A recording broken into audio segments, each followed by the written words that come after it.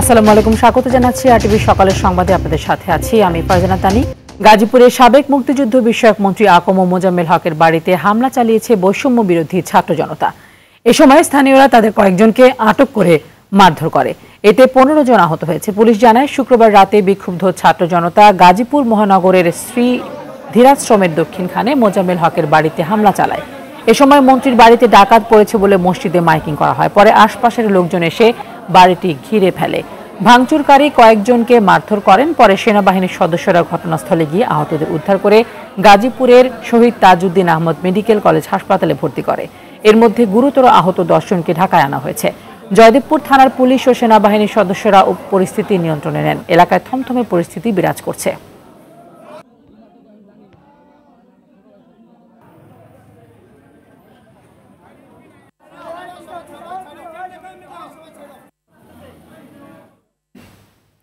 এ বিষয়ে আরো জানাতে গাজীপুর থেকে সরাসরি যুক্ত হচ্ছেন সহকর্মী কামাল হোসেন বিপ্লব। বিপ্লব, মোজাম্মেল হকের বাড়িতে ভাঙচুর এবং মারধরের ঘটনায় যারা আহত হয়েছে তাদের এখন কি অবস্থা এবং এখন সেই এলাকার কি পরিস্থিতি জানাবেন?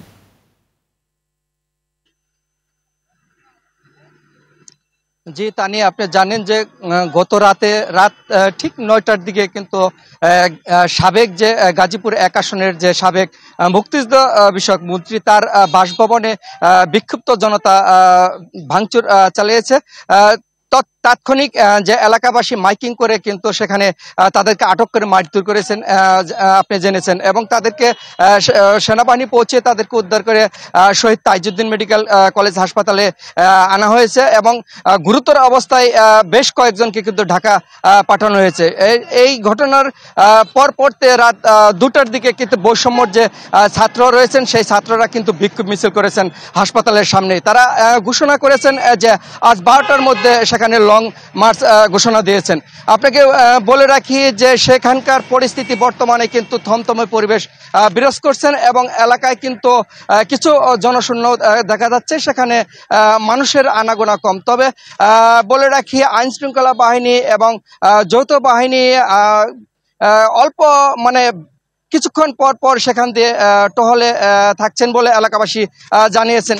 তবে আপনাকে আরেকটু বলে রাখি যে এই গাজীপুরের এই গত কয়েকদিনে যে সারা বাংলাদেশে ভাঙচুর হয়েছে তার মধ্যে গাজীপুরে গতকালকে এই প্রথম যে মুক্তিযোদ্ধা মন্ত্রী রয়েছেন তার বাড়িতেই কিন্তু এই ভাঙচুরের ঘটনা ঘটেছে। জি তানি, এই ছিল গাজীপুর থেকে সাবেক মন্ত্রীর বাড়ি ভাঙচুরের সর্বশেষ খবর। ধন্যবাদ আপনাকে। বৈষম্যহীন নতুন বাংলাদেশের স্বপ্নে হাতে হাত রেখে মৃত্যুর মুখে দাঁড়িয়ে আন্দোলন করেছিলেন ছাত্র জনতা। ফলে টানা 16 বছরের ক্ষমতার মসনদ থেকে ভারতে পালিয়ে যেতে বাধ্য হয় স্বৈরাচার শেখ হাসিনা। গণ অভ্যুত্থানের 6 মাস পার হতেই বিপ্লবীদের মধ্যে দেখা দিয়েছে মতপার্থক্য। বিশেষজ্ঞদের মতে, বিপ্লবের সুফল পেতে দেশের স্বার্থে সবাইকে ঐক্যবদ্ধ থাকতে হবে। রফিকুল ইসলামের রিপোর্ট, ছবি তুলেছেন মোহাম্মদ আলাউদ্দিন। ঢাকা বিশ্ববিদ্যালয়ের কেন্দ্রীয় লাইব্রেরির সামনে গ্রাফিতি আঁকছেন জুলাই বিপ্লবের অন্যতম অংশগ্রহণকারী ঢাকা বিশ্ববিদ্যালয়ের ছাত্র আবিদুল ইসলাম। এতে লেখা, প্লিজ কেউ কাউকে ছেড়ে যায়েন না। বিশ্ববিদ্যালয়ের বিভিন্ন স্থানে ছড়িয়ে পড়েছে এমন গ্রাফিতি। আগস্টের 5 তারিখ সকাল 10:30। বিজয়ের ঠিক আগ মুহূর্তে ঘাতকের অস্ত্রের মুখে দাঁড়িয়ে এভাবেই ঐক্যের ডাক দিয়েছিলেন আবিদ। অসংখ্য জীবনের বিনিময়ে এসেছিল চূড়ান্ত বিজয়। এখন প্রশ্ন, 6 মাস পরে এসে কেন এমন গ্রাফিতি? বিভিন্ন ইনস্টিটিউশন টু ইনস্টিটিউশন আমরা মতানৈক্য দেখেছি, লাস্ট পর্যন্ত আমরা সংঘর্ষ পর্যন্ত লিপ্ত হতে আমরা দেখেছি। এটা আমাদের জাতির জন্য লজ্জাজনক এবং গণঅভ্যুত্থানের স্পিরিটকে ব্যাহত করে, যার ফলশ্রুতিতে মনে হলো যে ওই 5 আগস্টের যে ডাকটা যে প্লিজ কেউ কাউকে ছেড়ে যান না, এখনও সেটা প্রাসঙ্গিক। দেশি বিদেশি ষড়যন্ত্র আর অনৈক্যের কারণে বিপ্লব ব্যাহত হওয়ার আশঙ্কা করছেন তিনি। গণঅভ্যুত্থান পরবর্তী সময়ে ক্রেডিটটা মুক্তিযুদ্ধের মতো একদিকে যাচ্ছে। বিহাইন্ড দ্য সিনে যারা ছিল কিংবা যারা ভূমিকা রেখেছে, আমরা সত্যিকার অর্থেই সবাই সকলকে ওন করতে পারতেছি না, যার ফলশ্রুতিতে একটা ব্যাহত হওয়ার একটা সম্ভাবনা সংখ্যা থেকেই যাচ্ছে। তারপরেও আমরা যারা গণঅভ্যুত্থানকে সুসংগঠিত করেছিলাম, আমরা আমাদের জায়গা থেকে আহ্বানগুলো বারবার জানিয়ে যাচ্ছি, আমরা যেন কেউ কাউকে ছেড়ে না যাই। সাধারণ শিক্ষার্থীরা বলছে, দলমত নির্বিশেষে ঐক্যের বার্তা দিচ্ছে এই গ্রাফিতি। এই যে আমাদের মধ্যে একটা ফাটল তৈরি হচ্ছে, এটা কি হচ্ছে আমাদের শত্রু যারা আওয়ামী ফ্যাসিস্ট যারা তারা আবার একটা সুযোগ হিসাবে গ্রহণ করবে। প্রত্যেকে দল নিয়ে চলে যাচ্ছে। সো সবাইকে ঐক্যবদ্ধ রাখতে আমি মনে করি যে এই স্লোগানটি ভালোই গুরুত্বপূর্ণ। ছাত্র সংগঠনের নেতারাও নিজেদের মধ্যে ঐক্যের ঘাটতি অনুভব করছে। মৌলিক প্রশ্নগুলোতে ঐক্যমত থাকাটা খুবই জরুরি। এটা না থাকলে এখানে আবার বহিঃশত্রু আবার ষড়যন্ত্রকারীরা এখানে স্থান করে নেবে। এই যে বাংলাদেশ নামক যে রাষ্ট্রটি, এটি যে বিনির্মাণের স্বপ্ন নিয়ে ছাত্র জনতারা জীবন দিলেন, আমাদের ভাই বোনেরা আহত হলেন, তাদের যে একটা স্বপ্ন, সেই স্বপ্নটার কথা মনে হয় এখন তাহলে অনেকেই ভুলে গেছে। মানে ক্ষমতার প্রতিযোগিতায় এখন কে দ্রুত আসলে এগিয়ে যেতে পারে, হ্যাঁ, কে দ্রুত আসলে ক্ষমতার চেয়ারে বসতে পারে, ক্ষমতার কত বেশি ভাগ তারা নিতে পারে। প্রতিবাদের অগ্নিস্ফুলিঙ্গ দাবানল এই বিশ্ববিদ্যালয় কলেজগুলোকে কারা জারি রেখেছিল, আমার মনে হয় এই জিনিসগুলো আসলে অনেকেই ভুলে যাচ্ছে। শিক্ষাবিদ অধ্যাপক ডক্টর আব্দুর রব মতপার্থক্যকে স্বাভাবিকভাবেই দেখছেন, তবে ফ্যাসিবাদ প্রশ্নে সবাইকে এক থাকার তাগিদ তার। মত পথ রাজনৈতিক দর্শন সবকিছুর ঊর্ধ্বে আমাদের দেশের স্বাধীনতা সার্বভৌমত্ব, এ ব্যাপারে আমরা সবাই ঐক্যবদ্ধ থাকব এবং আমরা পরমত সহিষ্ণুতার মাধ্যমে গণতান্ত্রিক স্পিরিট নিয়ে সবাই যেন আমাদের ছোটোখাটো যে মত অনৈক্য সেগুলোকে আমরা দূর করে দেশের স্বার্থকেই ঊর্ধ্বে তুলে ধরব এবং এর ভিত্তিতেই আমরা ঐক্যবদ্ধ থাকব। ঢাকা বিশ্ববিদ্যালয়ের কেন্দ্রীয় লাইব্রেরির সামনে থেকে শুরু হওয়া কোটা বিরোধী আন্দোলন শেষ হয় স্বৈরাচার শেখ হাসিনার পতনের মধ্য দিয়ে, যাতে অংশ নেয় দল মত নির্বিশেষে সব শ্রেণী পেশার মানুষ। কিন্তু গণ অভ্যুত্থানের 6 মাস পরে এসে দেখা যাচ্ছে নানা কারণে সেই ঐক্যে ফাটল ধরছে। জুলাই বিপ্লব যেন ব্যাহত না হয় সেজন্য ঐক্যবদ্ধ থাকার বিকল্প নেই বলছেন অংশীজনরা। Rafiqul Islam, RTV, Dhaka. Women's fellowship ফাউন্ডেশনের বিশিষ্ট নেতা রেবেকা ওয়াগনারের সাথে সাক্ষাৎ করেছেন বিএনপি ভারপ্রাপ্ত চেয়ারম্যান তারেক রহমানের কন্যা ব্যারিস্টার জয়মা রহমান। বৈঠকে তারেক রহমানের হয়ে প্রতিনিধিত্ব করেন তিনি। রোববার রাতে ওয়াশিংটন ডিসিতে অনুষ্ঠিত এই আলোচনায় বাংলাদেশ যুক্তরাষ্ট্র সম্পর্ক, আন্তর্জাতিক সহযোগিতা, বৈশ্বিক শান্তি সমৃদ্ধি সহ বিভিন্ন বিষয় উঠে আসে। এ সময় ফাউন্ডেশনের অন্যান্য সদস্যরাও উপস্থিত ছিলেন।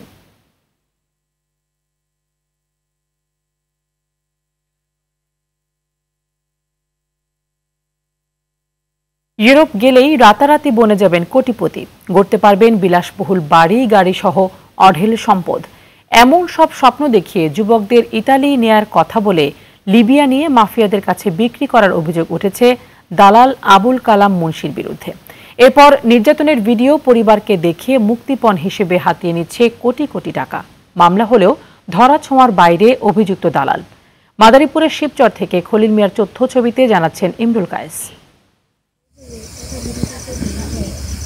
মাদারীপুরের শিবচর উপজেলার মাসুম মোল্লা 1 বছর আগে ভাগ্য বদলের আশায় ছোট ভাই সাইফুলকে 14 লাখ টাকায় ইতালি পাঠানোর চুক্তি করে দালাল আবুল কালাম মুন্সির সঙ্গে।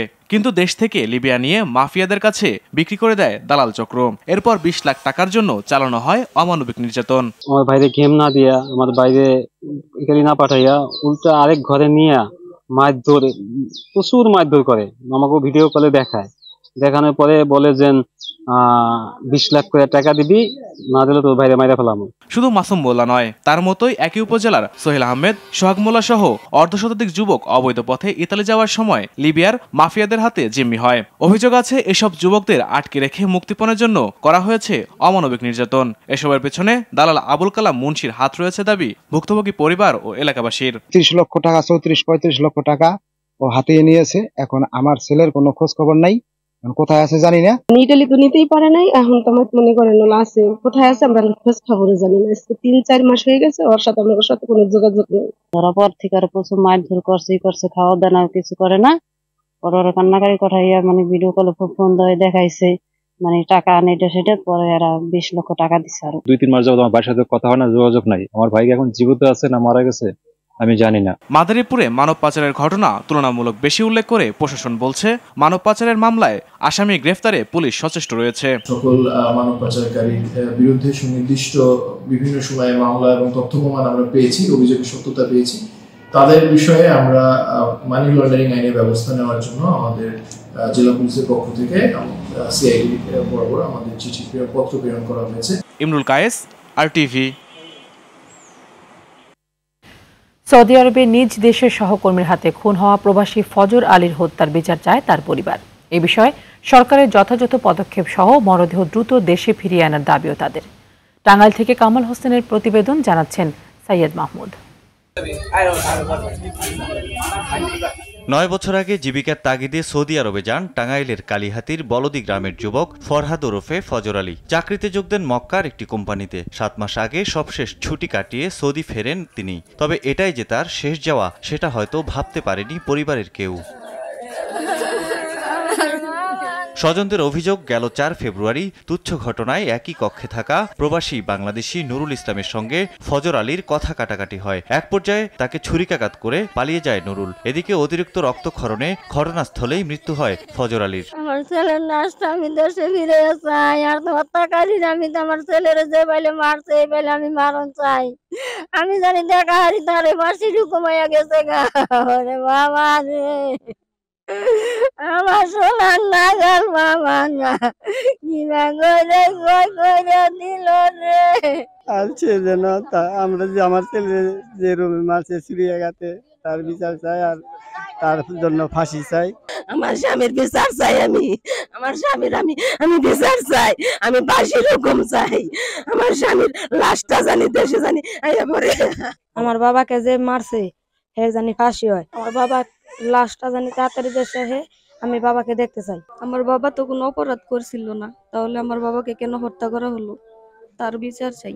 স্থানীয়রা জানায়, মক্কায় ফজর আলীর সঙ্গে একই প্রতিষ্ঠানে কাজ করতেন কালিহাতির সাতুটিয়া গ্রামের শাহ আলী ফকিরের ছেলে নুরুল ইসলাম। অভিযুক্ত নুরুলের শাস্তি ও দ্রুত মরদেহ ফেরত চায় তারা। তো কোনো বিষয়ে কথা কাটাকাটি হতে ওই কালিহাতি সাতুটিয়া গ্রামের যে ছেলেটা আছে ওই ছুরিকাঘাত করে ওনাকে খুন করছে। তো আমরা একটা সুস্থ বিচার চাই এবং আর ফাঁসির দাবি জানাচ্ছি, যত দ্রুত তাড়াতাড়ি সম্ভব আমরা লাশটা দেশে। ফরহাদ হোসেন ওরফে ফজর আলী ভাই, উনি এলাকার মধ্যে খুব ভালো একটা ছেলে, ওনার সাথে কারো ঝগড়াঝাটি নাই। ওনাকে যে খুন করছে তার আমরা ফাঁসি চাই।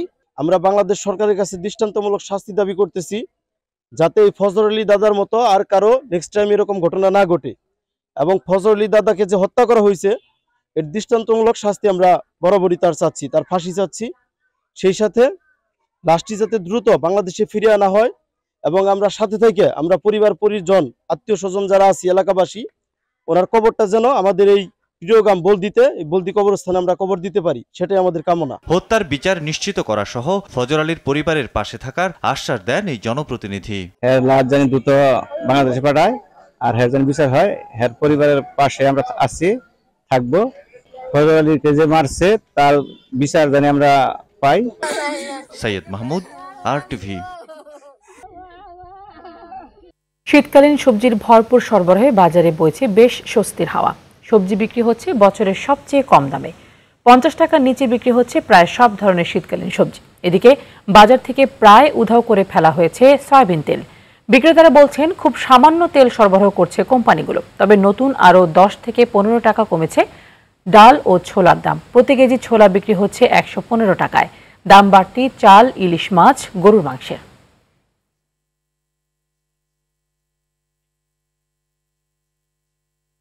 বাজারের সবশেষ পরিস্থিতি জানাতে কারণ বাজার থেকে সরাসরি যুক্ত হচ্ছেন সহকর্মী দীপ্ত চন্দ্রপাল। দীপ্ত, বাজারে সয়াবিন তেলের সরবরাহ এখন খুব একটা নেই বললেই চলে, যেমনটি আমরা সংবাদে জানছিলাম। কি দেখছেন আসলে বাজার ঘুরে?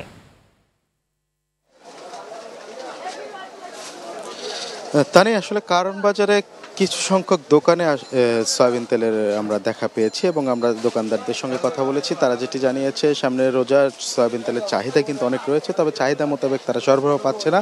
আমরা এখানে যারা ক্রেতা রয়েছে তাদের সঙ্গে কথা বলেছি, তারা যেটি বলছে যে পাড়া মহল্লায় কিন্তু সয়াবিন তেলের যে মজুদ সেটি কিন্তু তারা দেখছে না। দোকানে কিন্তু সয়াবিন তেল নেই বললেই চলে। 5 লিটারের তেল তো নেই, কিছু কিছু দোকানে 1 লিটার কিংবা 2 লিটারের যে সয়াবিন তেলগুলো রয়েছে সেগুলো পাওয়া যাচ্ছে, তাও বেশি দামে বিক্রি হচ্ছে। আমরা কারণ বাজারে এখানকার ব্যবসায়ীদের সঙ্গে কথা বলেছি, তারা যেটি জানিয়েছেন আসলে দাম বাড়ানোর একটি পায় তারা করছে। ব্যবসায়ী যারা মূল মালিক রয়েছে তারা কিন্তু সয়াবিন তেলের যে সরবরাহ সেটি কিন্তু কমিয়ে দিয়েছে এবং গায়ের যে দাম সেই দামেই আসলে তারা পাইকারি কিনছেন এবং তার থেকে কিছুটা বাড়িয়ে তারা বিক্রি করছে। তো আমরা ক্রেতাদের সঙ্গেও কথা বলেছি, তারা যেটি জারি আছে। এর মূল কারণ হিসেবে কিন্তু বাজার সিন্ডিকেটকে দায়ী করছেন এবং বাজার মনিটরিংয়ের যে অভাব এবং দুর্বলতা সেটিকে কিন্তু দায়ী করছেন। যে সরকারের পক্ষ থেকে বাজার মনিটরিং আরও জোরালো করার দাবি জানিয়েছেন, যাতে করে এই যে সয়াবিন তেল সেটি বাজারে যে সামনে রোজা রয়েছে, রোজাকে সামনে রেখে যাতে সরবরাহ ঘাটতি না হয় সেটির দিকে একটু নজরদারি বাড়ানোর দাবি জানিয়েছেন। পাশাপাশি আমি যদি একটু বলি যে শীতকালীন সবজি হাতের নাগালে থাকলেও কিন্তু চালের দাম যে বৃদ্ধি রয়েছে দীর্ঘ 1 মাস ধরে যে বেড়েই যাচ্ছে সেটি কিন্তু অব্যাহত রয়েছে। পাশাপাশি মাছ মাংসের বাজারও কিন্তু ঊর্ধ্বগতি এমনটি দেখা গেছে। তবে শীতকালীন সবজি, ডিম কিছুটা ক্রেতা সমাগমের হাতের নাগালে রয়েছে বলে ক্রেতারা আমাদেরকে জানিয়েছে। আর একটু যদি বলি যে টমেটো 20 টাকা কেজি এবং পাতাকপি কিংবা ফুলকপি 10 থেকে 15 টাকা কিংবা প্রকারভেদে 20 টাকা পিস হিসাবে বিক্রি হচ্ছে। এছাড়া আলু 25 টাকা থেকে 30 টাকা এবং পেঁয়াজ 40 থেকে 45, কোনো পেঁয়াজ 35 টাকা ধরে বিক্রি হচ্ছে। তো তানি, এই ছিল কারণ বাজার থেকে আমার কাছে সবশেষ তথ্য। তানি। দীপ্ত, ধন্যবাদ আপনাকে। ঢাকা টাঙ্গাইল যমুনা সেতু মহাসড়কের টাঙ্গাইলের এলেঙ্গা থেকে বল্লভবাড়ি পর্যন্ত 12 কিলোমিটার এলাকা জুড়ে যানজটের সৃষ্টি হয়েছে। শুক্রবার মধ্যরাত থেকে যানবাহনের চাপ বৃদ্ধি, চালকদের এলোমেলো গাড়ি চালানো ও সড়কের কয়েকটি স্থানে যানবাহন বিকল হওয়ায় এই যানজটের সৃষ্টি হয়েছে। এতে করে চরম ভোগান্তি পোহাতে হচ্ছে চালক ও যাত্রীদের। হাইওয়ে পুলিশ জানিয়েছে, যানবাহনের চাপ বাড়ায় এলেঙ্গা থেকে সেতু পর্যন্ত 4 লেনের কাজ চলমান থাকা ও কয়েকটি স্থানে যানবাহন বিকল হওয়ায় গাড়ির দীর্ঘ সারির সৃষ্টি হয়েছে। যানজট নিরসনে কাজ চলছে বলে জানিয়েছে পুলিশ। এদিকে টাঙ্গাইলে সড়ক দুর্ঘটনায় 3 জন নিহত হয়েছে। গেল রাতে ঢাকা টাঙ্গাইল যমুনা সেতু মহাসড়কের কালিহাতী উপজেলার ধলাটেঙ্গুর এলাকায় অজ্ঞাত গাড়ির চাপায় মোটরসাইকেলের 2 আরোহী 2 বন্ধু নিহত হয়েছে। তারা হলেন রাকিব ও রিজভী। তাদের বাড়ি টাঙ্গাইল সদরে। অপরদিকে ঘাটাইল উপজেলার দেউলাবাড়ি এলাকায় ট্রাক ও মাহিন্দ্রার মুখোমুখি সংঘর্ষে আজমান মণ্ডল নামের এক চালক নিহত হয়েছে। তার বাড়ি স্থানীয় চকপাকুটিয়া গ্রামে।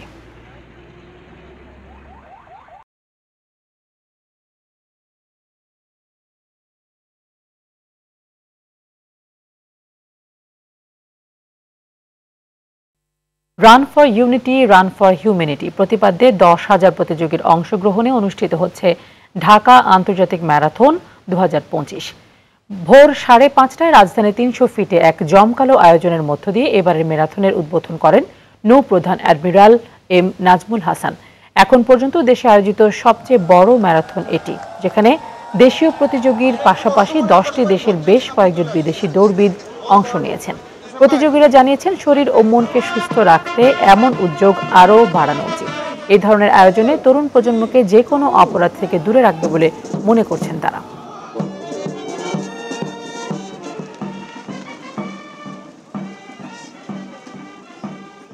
আমরা যতগুলো ম্যারাথনে পার্টিসিপেট করেছি, এভাবে মেয়েদের সংখ্যা হাফ করে দেওয়া হয় নাই। জিনিসটা খুব একটা কমফোর্টেবল লাগছে না আমাদের মেয়েদের জন্য। এই ম্যারাথনের মধ্য দিয়ে সবাই সচ্ছলভাবে চলতে পারবে, মন মানসিকতা ভালো থাকবে। নিজের স্বাস্থ্যের জন্য, সুস্থ থাকার জন্য ম্যারাথনটা দরকার। ব্যায়ামটা এটা প্রত্যেক মানুষের জন্য প্রয়োজন। এত বড় অ্যারেঞ্জমেন্ট আমি আগে কখনো দেখি নাই। 10,000-এর মতো রানার একসাথে রান করব, খুবই excited. Marathoners are always special people, so all of you are special people. Congratulations for that. I also congratulate the marathoners who have come all the way from other countries to participate in this event. Congratulations to you. দর্শক, ম্যারাথনের ব্যাপারে আরো কিছু তথ্য জানবো সহকর্মী অরণ্য গফুরের কাছ থেকে। অরণ্য, প্রতিযোগিতা শেষ হয়েছে কিনা এবং এই ম্যারাথনে যারা অংশগ্রহণ করেছেন তারা কি বলছেন?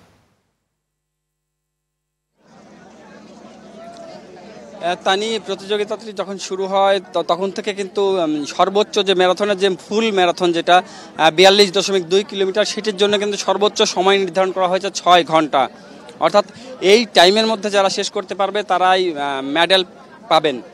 এছাড়া প্রতিযোগিতার বাদবাকি যে আইটেমগুলো রয়েছে, হাফ ম্যারাথন যেটি 21.1 কিলোমিটার, এছাড়া মিনি ম্যারাথন 10 কিলোমিটার এবং 10 কিলোমিটারের আরও 2টি ম্যারাথন রয়েছে। সেটি হলো ভেটেরানদের জন্য একটি এবং যারা প্রথমবারের মতো অংশ নিচ্ছে ফ্রেশার হিসেবে তাদের জন্য একটি। সব মিলিয়ে 5টি ক্যাটাগরিতে কিন্তু হচ্ছে এবার ম্যারাথন এবং এই 5টি ক্যাটাগরির মধ্যে যারা ফার্স্ট, সেকেন্ড এবং থার্ড হয়েছেন তারা কিন্তু এরই মধ্যে নির্বাচিত হয়ে গিয়েছেন। তবে এখনও 6 ঘন্টা সময় বাকি আছে এবং যারা নিয়মিত করেন না বা এরকম রয়েছেন, তারা কিন্তু এখনও দৌড়াচ্ছেন টাইমিংয়ের মধ্যে তাদের টাচ লাইনটা অতিক্রম করার জন্য। তো সব মিলিয়ে এখানে 10,000 প্রতিযোগিতার বিশাল একটি সমারোহ কিন্তু এখানে রয়েছে, যেটি গত বছর ছিল মাত্র 6,000। তো বাংলাদেশের সর্ববৃহৎ এই ম্যারাথন আয়োজনের যে প্রক্রিয়াটা চলছে এখানে সেই সেনাবাহিনীর তত্ত্বাবধানে, এবং আপনারা দেখতে পাচ্ছেন যে এখানে কিন্তু পর্যাপ্ত পরিমাণ প্রতিযোগীরা কিন্তু এখানে রেস্ট করছেন, যারা মূলত দৌড় শেষ করে এখানে এসেছেন। এবং এখানে মঞ্চ তৈরি করা হয়েছে। সেনাপ্রধান জেনারেল ওয়াকারুজ্জামান কিন্তু কিছুক্ষণের মধ্যেই এখানে আসবেন এবং পুরস্কার বিতরণী সমাপনী অনুষ্ঠানে কিন্তু প্রধান অতিথি হিসেবে তিনি উপস্থিত থাকবেন। এছাড়া 3 বাহিনীর প্রতিনিধিগণ উপস্থিত থাকবেন এবং প্রতিযোগিতা বিভিন্ন দেশের যে প্রতিযোগীরা রয়েছে এবং বিভিন্ন দেশের যে দূতাবাসের কর্মকর্তা রয়েছেন তারাও কিন্তু অনেকে থাকবেন বলে আমরা জানতে পেরেছি। তো এইরকম একটি প্রতিযোগিতা সবাই চায় এবং প্রতিযোগীরা অনেকেই বলেছেন যে বছরে একবার না করে এই প্রতিযোগিতা যদি বছরে একাধিকবার করা যায় তাহলে ম্যারাথনের যে একটি চরিত্র সেটিও ভালো থাকে এবং পাশাপাশি লোকজনের মধ্যে যে দৌড়ের জন্য যে স্পৃহা সেই স্পৃহাটাও কিন্তু বলবৎ থাকে। তো সব মিলিয়ে যে ম্যারাথনের যে একটি পরিবেশ এবং যে একটি আবেদন এবং সেই পরিবেশটা কিন্তু আমরা এখানে পুরো মাত্রায় দেখতে পেয়েছি এবং আনুষ্ঠানিকভাবে সমাপনীর মাধ্যমে দিয়ে আসলে এই জিনিসটা আরো বেশি ফুটে উঠবে যে আসলে ম্যারাথনের মাধ্যমে। ধন্যবাদ আপনাকে। সকালের সংবাদ এই পর্যন্তই। মধ্যাহ্নের সংবাদ দুপুর 12টায় দেখার আমন্ত্রণ রইল। ধন্যবাদ সবাইকে।